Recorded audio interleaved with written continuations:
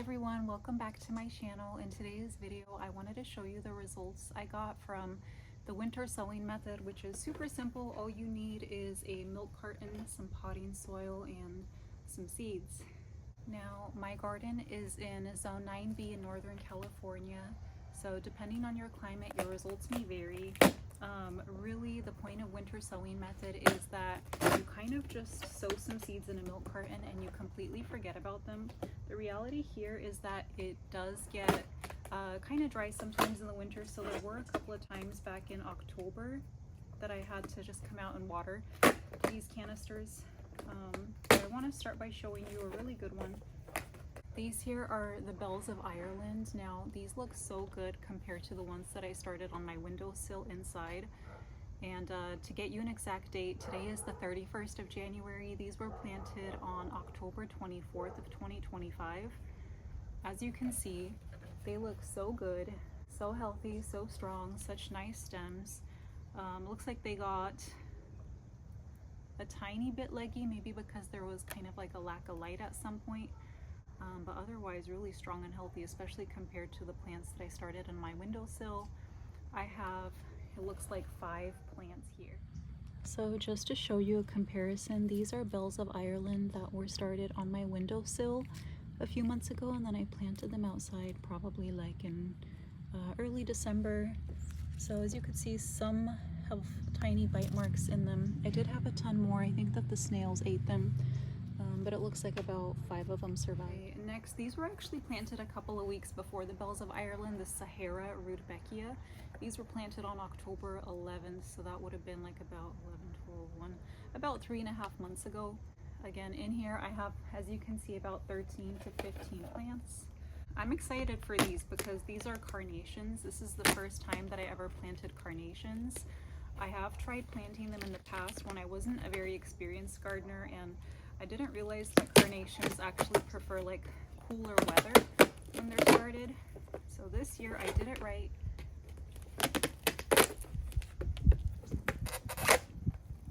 Wow, that looks really beautiful actually. I'm really happy with these. Looks like there's about 11 plants in here, and I'll show you the ones that I started on my windowsill. They look nothing close to even being as good as these are. So these are carnations that I started on my windowsill. It looks like there are about 1, 2, 3 here. I think that's a weed. Oh, 4 or 5. So I would say about 5 carnations survived, and as you could tell, these are not nearly as strong or as healthy looking as the carnations that were winter sown. Okay, the next ones I'm super excited about. These are actually a biennial variety of foxglove. There's a few different types of foxglove. I have grown the annual kind before. I've never grown the biennial kind, so most likely these here are just going to produce foliage and greenery their first year, and they won't produce flowers until year 2. But I am really excited for these. With foxglove, the seed is so small, I literally just sprinkled it all over here, and as you can see, there's like at least 25 plants in here. Okay, so next we have the prairie sun rudbeckia, which I planted on the exact same day as the Sahara rudbeckia. These flowers, I have grown Indian summer rudbeckia before, but none other. The great thing is that they are perennials, so they're gonna come back year after year. But my experience with rudbeckia is that the first year, because they're a perennial, they're only gonna put on greenery, and then in years 2 and 3 they're gonna start flowering. It looks like some ants got into these, so yeah, hopefully maybe we'll get 1 or 2 flowers this year, and then in the second year they'll kind of explode. Okay, so in this next container we have the Magic Fountains delphinium. These are the sky blue white bee, also planted on October 24th. So about 3 months ago. I didn't get as many of these as I would, would have liked. 1, 2, 3, 4, 5, 6 it looks like. But I will say the delphinium that I just planted in a pot outside, the snails came through and ate all of them, which was so sad to see. So I'm so lucky that I kind of have like a backup. And delphinium in my climate, it's a little bit too warm for them. They don't absolutely love it here, so if you want to start delphinium and you live in kind of a warmer climate like I do, you'll want to start them in the winter. They prefer cool weather over very warm, hot weather. This next one I actually want to show you. This was kind of a failure. These were supposed to be a delphinium, but this was kind of a failure on my part where I didn't tape it all that secure, and I think that it just dried out, so there's actually nothing in this container. I think it's super helpful to see though, because it kind of makes you realize how important it is if you live in a drier climate to come through and water. Yeah, these were supposed to be the Pacific Giants mix of delphinium. Oh, and these were seedlings that I collected on my own from my own delphinium.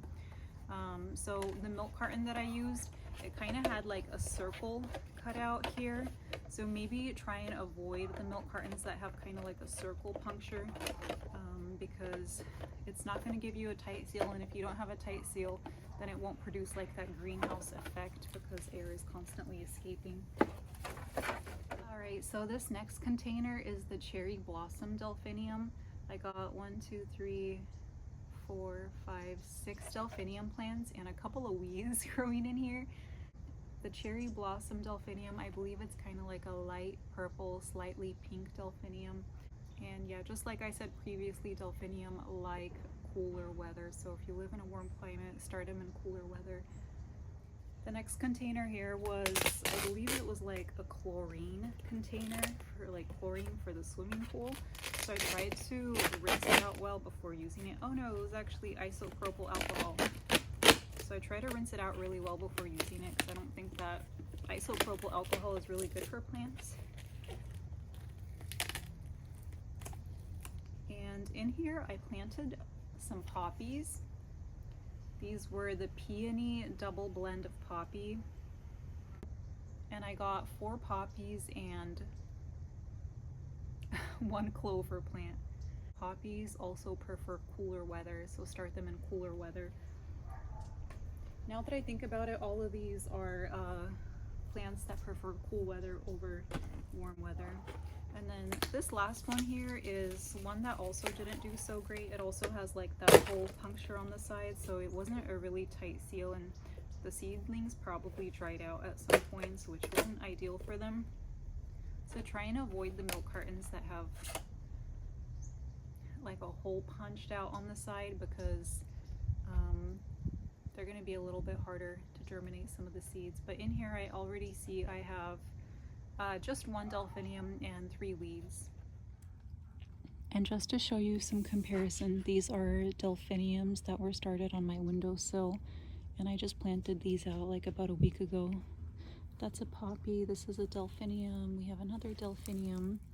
And if you guys are wondering what this is, it's protection for the plants against snails. I get this at Costco. I first read about it in Erin's book, Cut Flower Garden. But this works really well to protect against snails, and it's supposed to be organic and safe for like kids and pets. So here I have my candlelight blue shades delphinium. Looks like these seedlings were started also back in November. So hopefully we get something out of them coming these later months. As you could see, the snails are like all over all of my plants. So if these plants here survive the snails, we might get some beautiful delphiniums. Here's an area of my garden where I started a ton of plants that I've never grown before, including statice. I wanted to put the statice in an area where it's very dry right next to the cement, and this area always gets sun. You'll notice I have a ton of things here, kind of trying to protect the plants from some of the cats in the neighborhood that come and dig through the garden. So statice, we have a ton of self-seeded larkspur this year. Most of it's going to be purple, a little bit of like dark blue, and maybe some pink. We have more statice. That's self-sown foxglove. I'm very excited for that. The bells of Ireland that I showed you. Then we have calendula. It's my very first year growing calendula. I could already see calendula loves our climate. looking forward to that. And then some more self-sown foxglove right there. I forgot what these are called, but the reason I planted these was because my sister really liked them at a farmer's market. I think they start with an A. I'll put the name of them on the screen. Here is a self-sown Ami plant. We have more larkspur, some foxglove that I planted last year. Check out last year's strawflower. This still looks very beautiful. In this area I had delphinium and then a ton of self-sown larkspur, some hollyhock, some more larkspur, and then I did have some plants there, but I think the snails got to them. And then on this side, this is where I had a little bit of larkspur last year that I planted, and this is all now self-sown larkspur. A little bit of scabiosa. This is like the peach colored scabiosa. Then we have more scabiosa here, which is like the blue colored scabiosa. This is a marigold from last year, which is still actually doing really well. I have some self-sown Ami plant, some of last year's strawflower, and then last year's foxglove. Hopefully they rebloom. Hopefully the conditions are right for them. One of the first daffodils of the season to bloom. I interplanted the daffodils with some foxglove because once the daffodils are done, this area is like so bare, so I wanted something maybe for like early summer. The foxgloves will do that for us. And then here, this might be the part that I'm most excited about this year. These are all poppies. I've never been able to grow poppies before, so these look so nice, strong, and healthy. And there's a little bit of interplanting here with bachelor's buttons. So this is an area, they're gonna be like a light pink and a dark red. And then the bachelor's buttons are also like a pink tone. And then this here is a feverfew that I'm really excited about. This feverfew, I planted a ton of them here. This one was the only one that survived the snails. As you can see, I have the snail protection on it. But I forget which one it is. I'll have to put it up on the screen if I remember. And then some more foxglove, self-sown larkspur.